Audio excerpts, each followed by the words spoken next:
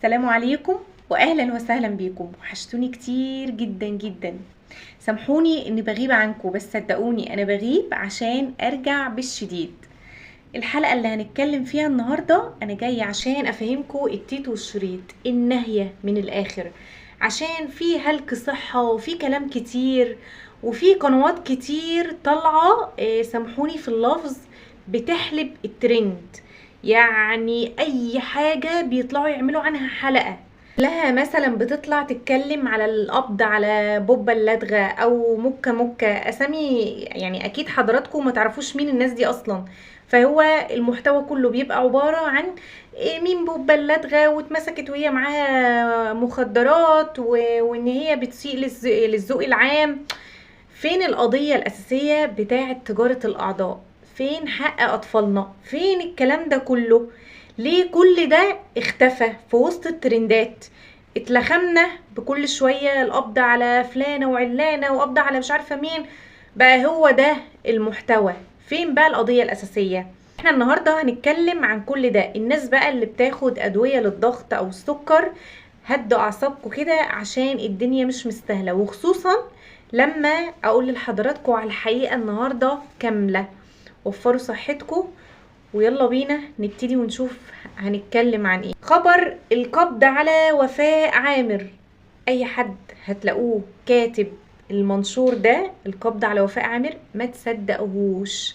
دي كلها عناوين عشان بس للمشاهدات. وفاء عامر مش هيتقبض عليها، والله زي ما بقول لكم كده مش هيتقبض عليها، عشان وفاء عامر مسنودة. وفاء عامر وراها ناس تقيلة قوي قوي.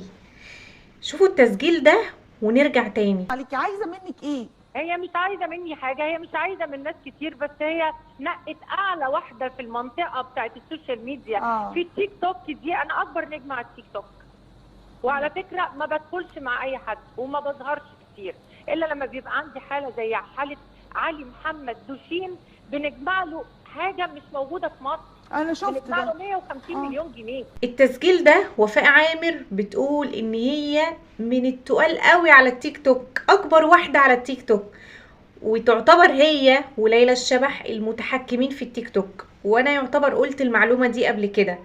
يعني الناس دي بتتكلم في ملايين، متفرقش معاها بقى حوت ولا يفرق الكلام ده.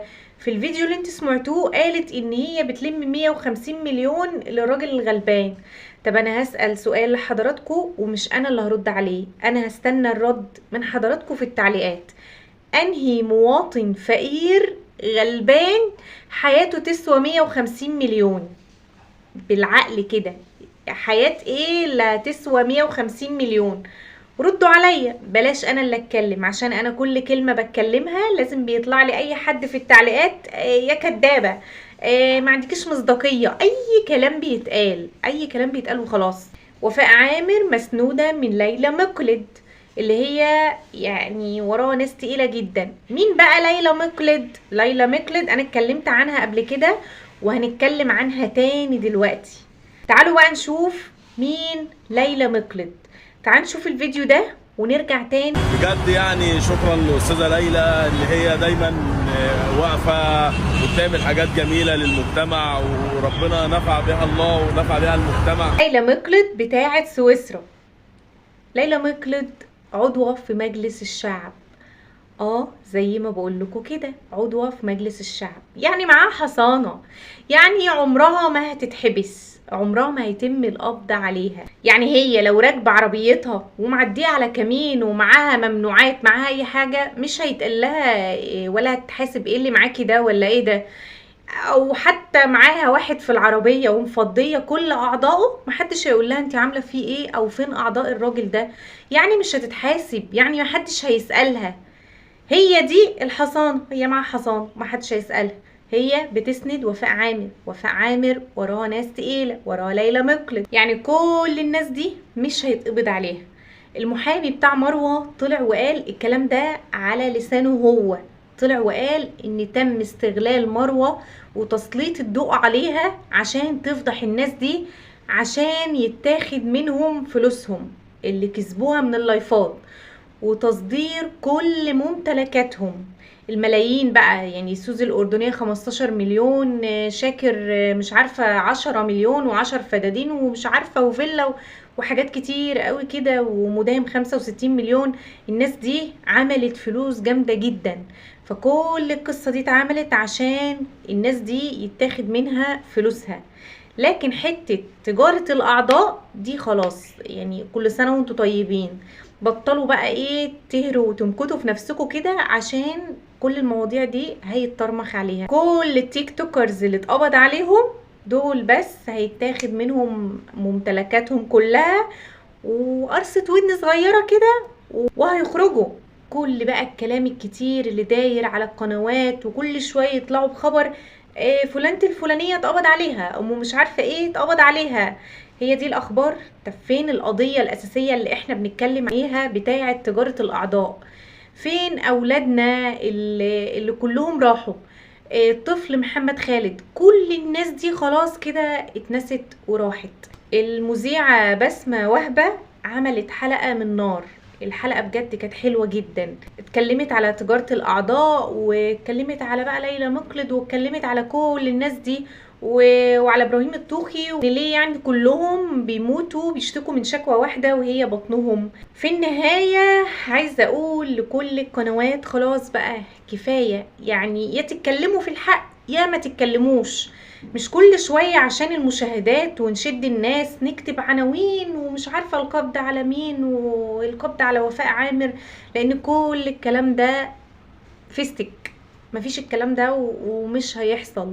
يا تتكلموا في تجارة الاعضاء وان الحق ده لازم يتجاب والناس كلها لازم تتكلم في الموضوع ده بالذات، يا خلاص بقى يعني اسكتوا احسن. وفي النهاية انا ما عادش عندي حاجة اقدمها لحضراتكم، لان دي الحقيقة. انا زعلت ان الموضوع كله خلاص يترمخ عليه، فملوش لازمة بقى كل القنوات بتعملوا التلفيق بقى ونلفق عناوين عشان المشاهدات، كل الكلام ده خلاص بقى يعني. وانا طلعت وقلت الحقيقة عشان الساكت عن الحق شيطان اخرس. انا عملت اللي عليا، وفي النهاية هسيبكم مع فيديو عايزة حضراتكم ان انتوا تشوفوه. استنى رأيكم في التعليقات، متنسوش تصلوا على الرسول عليه افضل الصلاة والسلام، ولايك وشير عشان يوصل لكم كل جديد. دمتم سالمين. موضوع جهان السادات، لان ليه اشمعنى يعني اول ما تقول لمروه هتموت.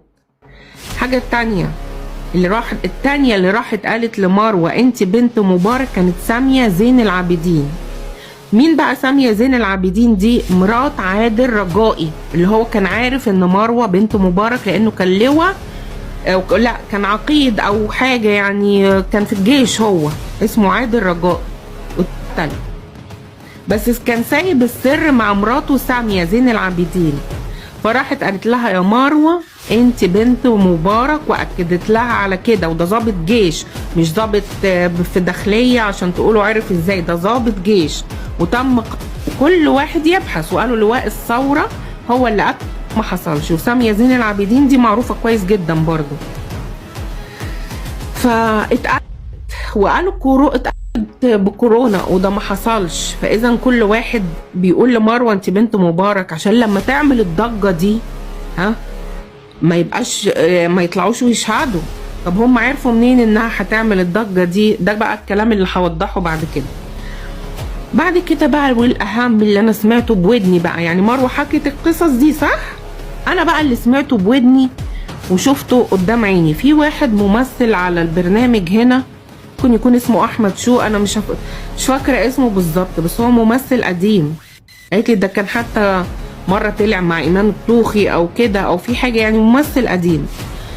فمين اللي لقيتها عنده بتستنجد بيه؟ ليلى الشبح. كان ساعتها مروه عماله تقول ليلى ليلى ليلى، فطلعت قدامنا كده كلنا بتقول له شفت يا احمد البنت المدعيه دي اللي بتقول انها بنت مبارك؟ قام صدمنا كلنا.